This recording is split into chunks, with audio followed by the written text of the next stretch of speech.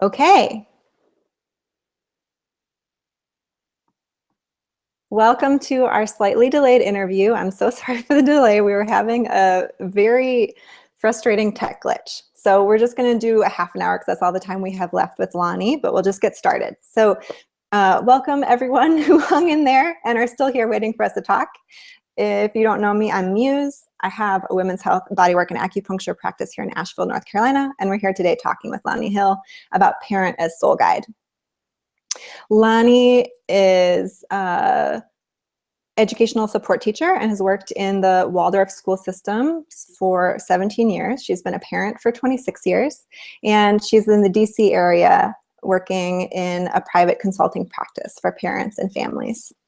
I met Lani a couple years ago, and pretty much right away I was very interested in knowing her and her family. I witnessed her and her husband and their kids, who are in their early and mid-20s, to have such a special connection. I could tell that they really understood one another on a very deep level and could see their spiritual natures. And I could feel them, working as a group, as a family. So I got to sit and talk with Lani several times since we met, and I'm really excited to have her here talking with us today. Thanks so much for being here with us, Lani. No, thank you, Muse, and thank you for setting this up. I really look forward to our time together. Awesome.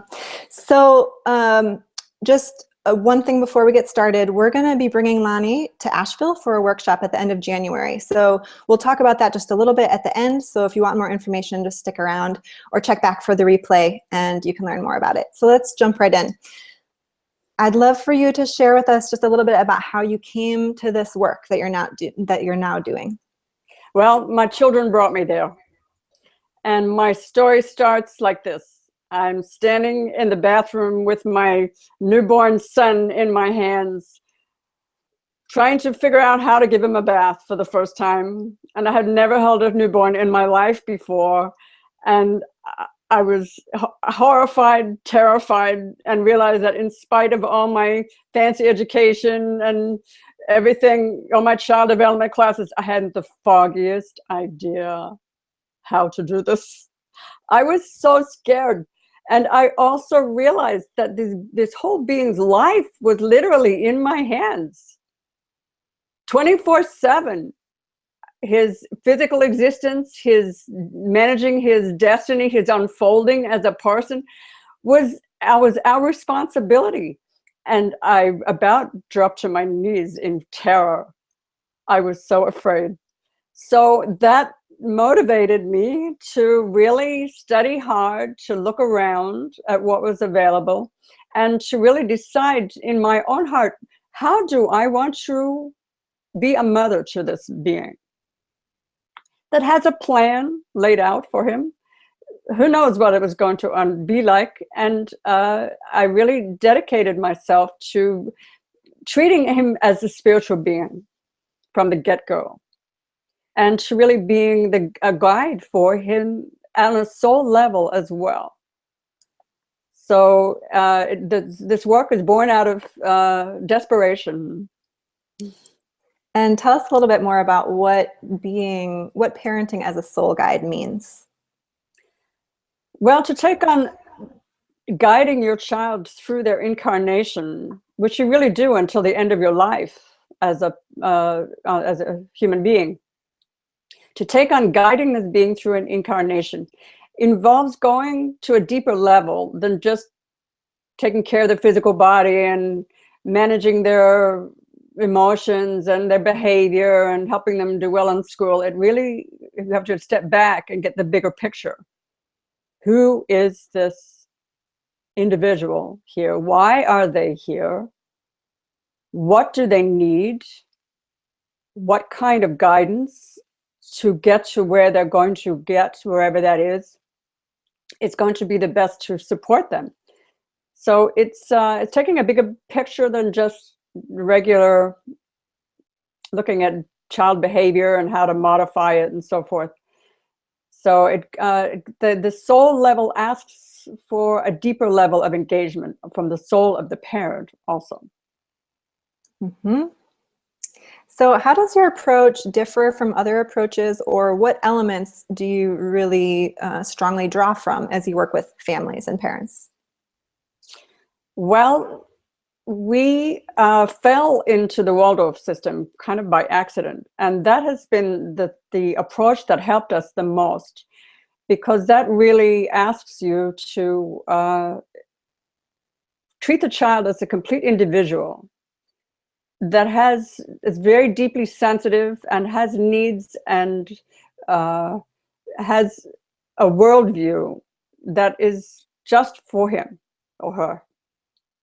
So it asks you to incorporate new things into your family life, to feed the soul. We all know what is good for our souls. Soul food. It's going outside, being with nature, things that are meaningful, interactions that are really meaningful and of good, deep quality. Those are the kinds of things that feed the soul. So I had to look up, all over the place and find out how to feed my child's soul, as well as their physical body and their mind. And what are some of the personal practices for parents or family rituals that you see being really helpful in facilitating the kind of environment that really fosters a child's soul development? Well, our children taught us about these things, because children really love to hang out with awe and wonder about things like the sun coming up and the clouds appearing in the sky and flowers opening and creatures. So really, it's mostly about being present to them and allowing those little touch points into the day that make it special. So saying good morning to the sun, first thing, and then having some kind of blessing or thank you at the meal times. They also love to do those things. And it makes the meal so special too. And then at nighttime, a little prayer, a verse, some kind of blessing that says thank you for the day. So little ceremonies like that during the day. And then throughout the year, seasonal festivals that you can make up. You don't have to use your family's traditional ones. You can make them up. But the children will love to participate in making the festivals happen and to really participating in them. They're so magical. So what I hear you describing is spaces where, as a family, we can interact together in a really profound way, enjoying the present, being with one another. Yes. And it doesn't involve a whole lot of fancy stuff. It mostly involves us parents slowing down and moving at the speed of the child and looking at the world through the child's eyes and noticing that they will get so much delight from a beautiful leaf. That's all they need. So simplifying our lives, simplifying our whole idea of what it means to raise our child. I love hearing you talk about this. So a question that I've had from a few parents, I hear a lot from parents, especially of young kids. I hear them talk about being really exhausted, feeling like they don't have time for their own self-care, or they don't have time or energy to nourish their relationship with their partner, or to pursue their own creative interests. What are your thoughts on this dynamic that I seem to come across pretty frequently? Well, it's a common one, because children really feed off our life force. They feed off our energy just like they eat food. So they're little vacuum cleaners, and we need to consciously refuel ourselves in order for us to be able to feed them as well. So that means that we need to be very disciplined about scheduling time for ourselves into our day, as if we were scheduling a doctor's appointment or something that was really important. You have to do it, taking a shower, that you take a few minutes to do your whatever spiritual practice, meditation, walking outside, whatever it takes to refuel yourself. That's super important. Making an appointment with your partner where you get a babysitter or hand the kids over to an aunt and uncle or grandparents for Saturday morning so you can have a few hours. It's really important to do that. So I'm curious to hear how the concept of discipline fits into this model of parenting. Well, I was too at the beginning, because that was a big question. And the way I was disciplined, I didn't want to repeat that on my child, so I had to go looking. So what we came up with was that in order to be a self-disciplined adult, and for them to be able to think for themselves and manage their own inner things that need discipline later, we have to model it for them early on. The parents have to have self-discipline. And then we have to approach it from the child's benefit point of view, rather than instead of saying, you're going to obey me, I'm going to make you obey me. It was more like, you need to learn how to do your own dishes, do dishes for the family, put your shoes in the right place, behave correctly, whatever it is that we're trying to discipline them on. It's for their future benefit. It's not for us to have power over them. And somehow when you shift that little bit, they get it. Usually discipline problems, the child is having a meltdown or acting out. I was really horrified to realize 75% of the time, maybe more, it was my fault that the child was melting down. We had been out for too long, or he was hungry, or he was tired, or we had been overstimulated. I'd expected too much from him.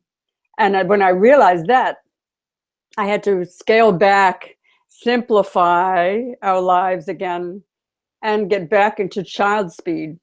Usually a discipline issue is what they call in the simplicity parenting work, which I really love, a soul fever. The child has a soul fever.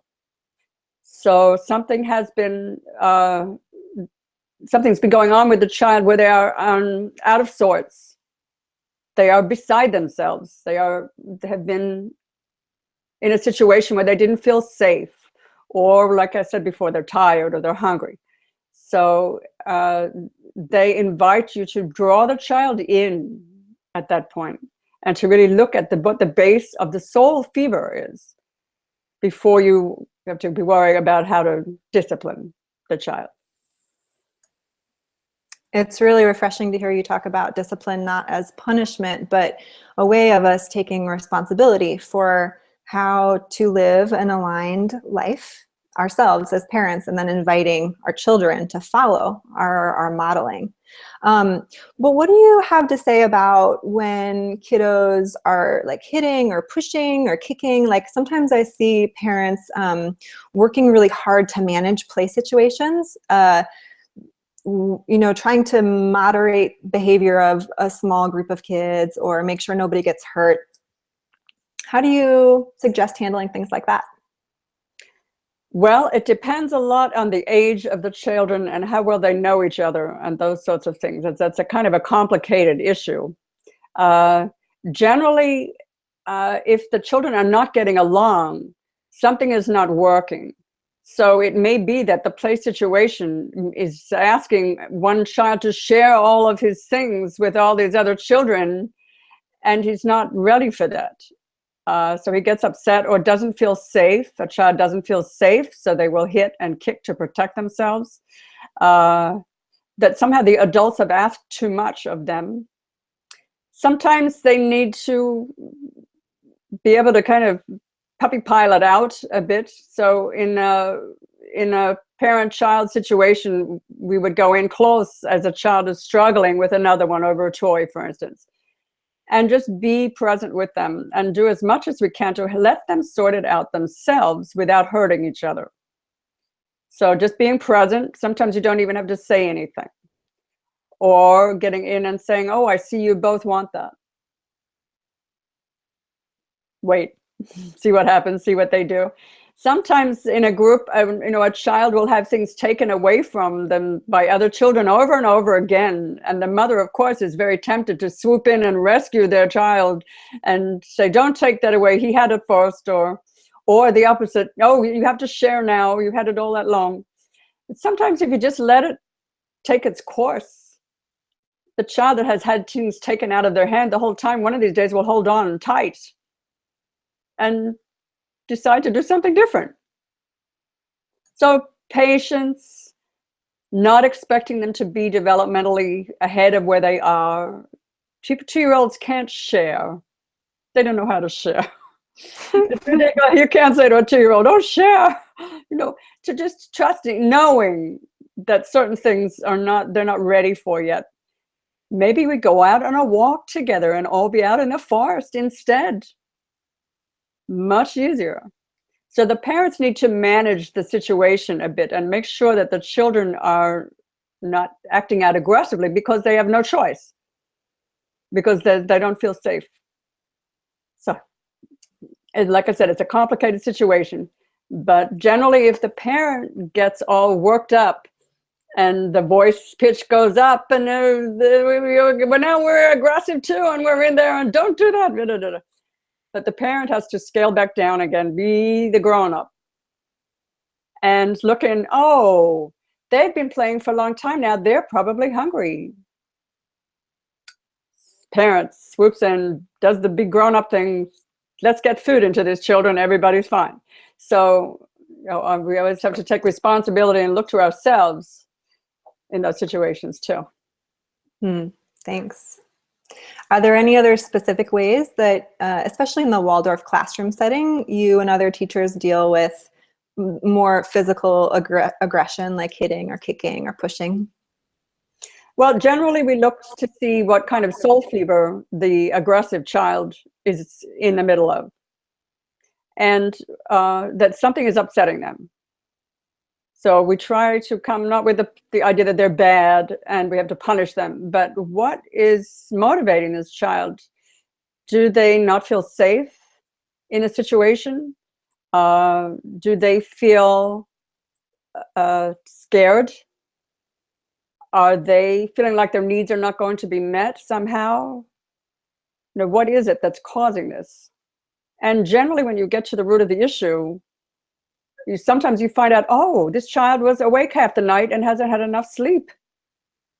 Or something really simple like that. So we look for a sensory overload. Some children who are super sensitive, when things start getting busy in a transition time, either at home or at school, and it gets out of something predictable, they get very frightened because they are super sensitive to the sounds and the movement. And sometimes that can make them lash out to protect themselves, essentially. I heard you describe once, if a child's acting out, we should bring them close like they literally are sick, like the way you describe a soul fever, to just like we would if a child had a cold, to bring them really, really close. Yes, and to start looking in and assuming the best from them. And if they're not giving us their best, then we start to wonder why. What is it that's giving you this soul fever? Is there something, maybe a new baby just arrived in the home? Their life has become unsettled in some way. They just moved house. So we assume the best and try to give them a sense of reassurance and comfort rather than punishment. Thank you. So because we have a shortened interview time, we should start wrapping up. So can you just share a few things for people who are listening to this and thinking, we're really far from having daily rituals and routines that would foster this kind of soul development? Where do we start? How do you suggest parents take the first steps? Well, the Simplicity Parenting approach has a lovely process called the change process. And I'll give you a little overview. And you start out by looking at what is working well, something in your life that is working well. And you look at the elements of it, so you know you can do, there's something you can do well. And then you look at something that you would like to see an improvement in, something that you're not happy with. Then you envision, have an imagination of exactly how you want it to go. Maybe it's getting out of the house in the morning. Imagine it going so smoothly and everything just happening just right. And then find one little doable step that you can introduce tomorrow to start to head towards that direction. That may be really small. Just, all right, we all put our bags by the door before we go to bed. It could be even smaller than that. But then you just start with these little steps and gradually then add another step and then another step. And know that you're going to fail along the line. It's all going to just fall apart and it's just going to be, oh gosh, here we go again. So know that you're going to fail, accept that, and get back on and try again and do another round so that you don't just drop it all. But that's how change occurs. Slowly but surely, and then you fail and you lose it all, and then you start again, and just keep at it slowly but surely. I love that approach. It feels very accessible. And I especially like the invitation to just imagine all the steps of how something would go if it was really smooth, and pick apart what are all the elements in how it would look if it went really well. Mm-hmm. So can you share with people a little bit more about what we're going to do in the workshop in January? So in late January, we're going to bring Lani to Asheville for a workshop to share more of your work, and you can tell people what they can expect. Well, one thing I like about using this, the Waldorf approach and the simplicity parenting approach is it's not so much me telling you what to do, but helping you find the way to do what you want to do for your family. So it offers a framework for each family to make the decisions about how they want to raise their children and what they want their children to turn out like, and gives you the tools and the questions to ask yourself in any situation to help you access your own intuition and to access your inner knowing. Because once you've tapped into that, you don't have to go running to some book somewhere or go ask somebody's advice. You can know how to go in and ask yourself, and we'll go more deeply into the change process. And each person will have a chance to work through something in their own family life with the change process, apply the change process to it, and see how they do with it. So I'll be giving you tools to take, and that will last you through your children's childhood and beyond. I am so excited to have you coming here soon to share all of that. Anyone interested in knowing more about the exact date and location and timing of the workshop, you can contact either Lani or I through our websites, which are listed in the details just below this video. Lani's website is raisinganewworld.com. and mine is medicineofthefeminine.com. And then Lani is also going to be offering private individual consultations with parents while she's here. If people want one-on-one time to delve deeper into something that you want to work with in your home, in your family. And Lani is also available anytime for FaceTime sessions. So if you like what you've heard here, you can contact her directly for setting up a distance consultation or for scheduling something in person when she's here. All right. So I'm sorry that our time got cut short because of crazy tech land, but I am so grateful for having this event with you. Thank you so much for bringing the wisdom that you carry to share with all of us. It's something I've been looking for a long time, just to have more mentors and guides, and being able to tap into your lifelong study of parenting is really a gift. So thank you for being here with us. No, thank you. I'm really glad to put everything that my children taught me to use and to help others. All right, so we'll say goodbye for now, and please let us know how you liked this little mini interview, anything that really stood out to you. You can comment in the YouTube comments below the video. Be in touch with us if you have any questions, if you'd like to let us know things that you are interested in having us covering in the future, whether it's an interview like this or in Lani's course. And we really look forward to hearing from you. So bye for now. Thanks again for joining us. Bye-bye.